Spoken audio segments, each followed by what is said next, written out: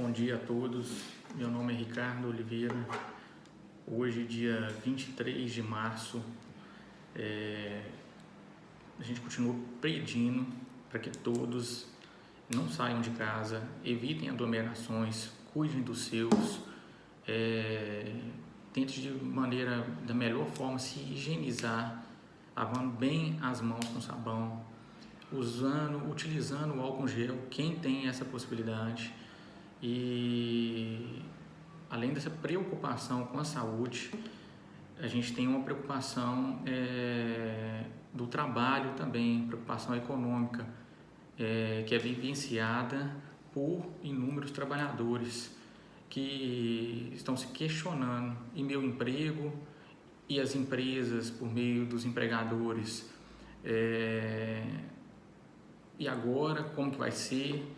Então, tem várias questões que a gente não tem resposta para isso ainda, porque após passarmos por esse momento difícil, que a gente pede a Deus, e dependendo de todos nós, que seja o mais breve possível, tendo um mínimo de impacto na vida de todos, a gente pede que todos se conscientizem em relação a isso. E acompanhando essas medidas em relação à questão econômica, à questão do trabalho, foi editada ontem uma medida provisória.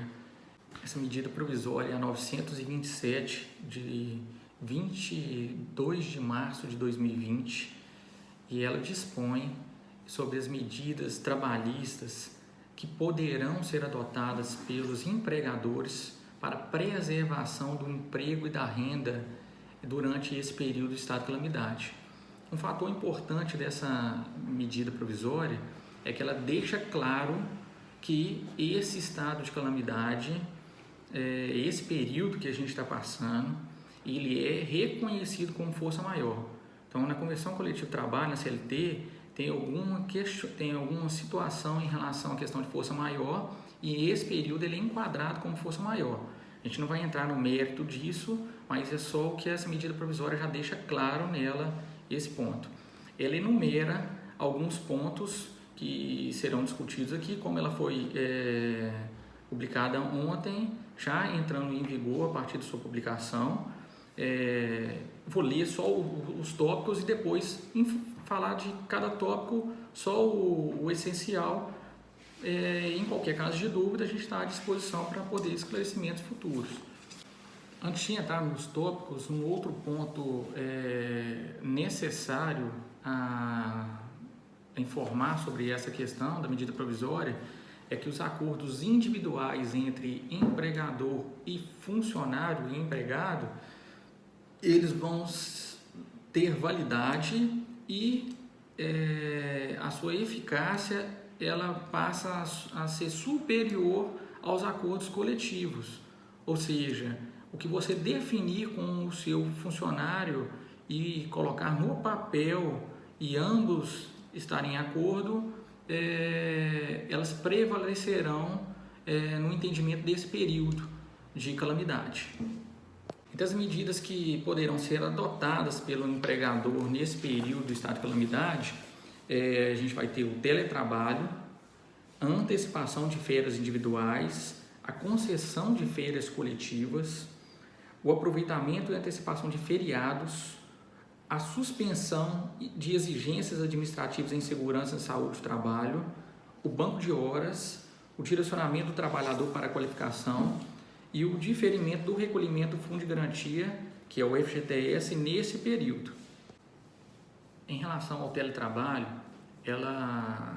a medida provisória informa que o empregador ele poderá, a seu critério, alterar o regime de trabalho do empregado, constando um trabalho remoto ou um trabalho à distância, ou mesmo determinar que ele retorne ao trabalho presencial. Essa norma tem validade, inclusive, para aprendizes e estagiários. E aí, o trabalhador ele tem que ser comunicado com antecedência mínima de 48 horas, inclusive pode ser notificado por e-mail. Em relação à antecipação de férias individuais, os trabalhadores, o empregador ele tem que comunicar os trabalhadores ou o trabalhador com um período mínimo de 48 horas, podendo ser feito por meio eletrônico. Essas férias não poderão ser concedidas com um período inferior a 5 dias e elas têm que priorizar o grupo de risco que estão elencados no decreto de calamidade. Em relação à questão de pagamento, o 1/3 das férias eles poderão ser pagos até dia 20 de dezembro de 2020. Não impede que o empregador pague agora, mas eles poderão prorrogar esse prazo até dia 20 de dezembro, até dia 20. E o pagamento das férias, a remuneração pelas férias, elas deverão ser pagos até o 5º dia útil subsequente ao período da concessão das férias, ou seja, ao mês posterior.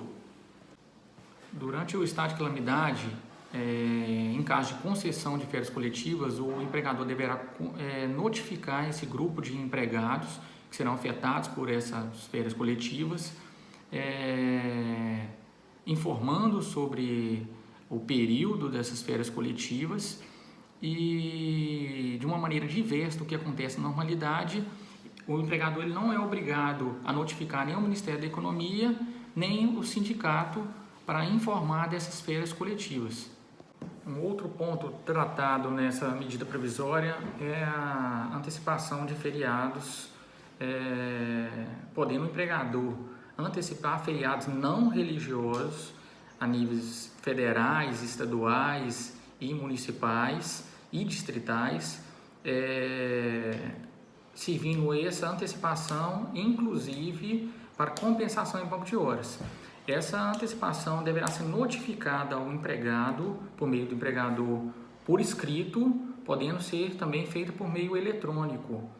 Esses feriados, em caso de feriados religiosos, havendo concordância do empregado, eles também poderão ser antecipados, mas aí mediante a convenção individual feita entre o funcionário e o empregador.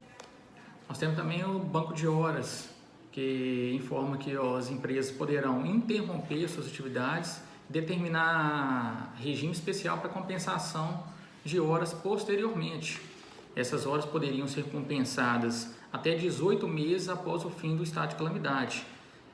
Um ponto totalmente divergente do que a gente tem visto, do que a gente pratica hoje, seria a questão de poder prorrogar posteriormente essas horas até 10 horas de trabalho, não podendo exceder 2 horas esse por dia. Como a gente tem hoje 8 horas diárias em determinado regime de trabalho, os trabalhadores poderiam trabalhar até 10 horas por dia para compensar essas horas que estarão contidas no banco de horas.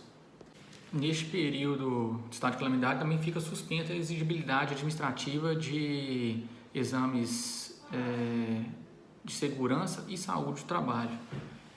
Fica suspensa a obrigatoriedade de exames admissionais, ocupacionais, clínicos neste período, com exceção dos demissionais. Esses exames serão realizados 60 dias após o fim do estado de calamidade. Em relação à questão dos exames demissionais, eles poderão também ser suspensa a exigibilidade se o trabalhador tiver, no período de 180 dias anteriores, feito algum exame ocupacional. Aí suspende a exigibilidade também da questão do exame demissional. Em relação a treinamentos obrigatórios ocupacionais, também está suspensa a exigibilidade. Quanto ao FGTS, fica suspensa a exigibilidade dele nos meses de março, abril e maio, com vencimento em abril, maio e junho de 2020. O trabalhador que quiser optar por essa questão de não refazer o recolhimento de imediato do FGTS, ele tem que até o dia 20 de junho fazer as devidas declarações.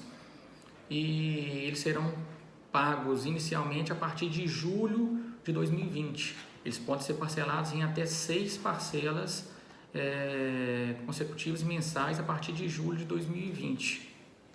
O importante é que, fazendo dessa forma, não incidirão juros e nem multa por suposto atraso.